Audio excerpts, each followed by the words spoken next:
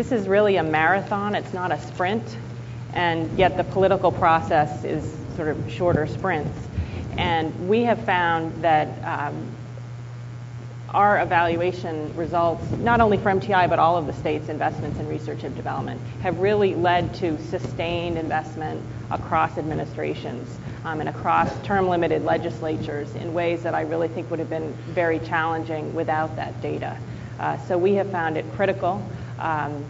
And it's also been an important learning opportunity, though. You know, early on, Maine was investing more in research, and I think assuming that the fruits of that research would sort of magically transition into the commercial sector.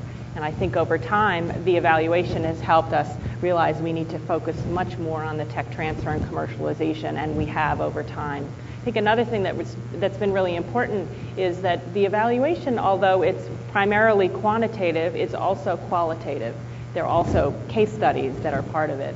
And I know, again, there was some discussion last evening about the value of sort of quantitative versus qualitative. And I think the answer is we need both, because we're not only using this for understanding what's happening, for measuring what happens, for communicating and advocating around what's happening, but also for learning best practices and not so best practices and being able to share that across clusters.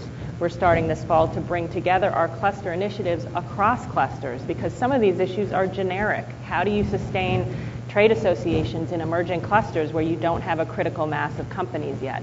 How do you use technology to shrink geographic areas and bring people together?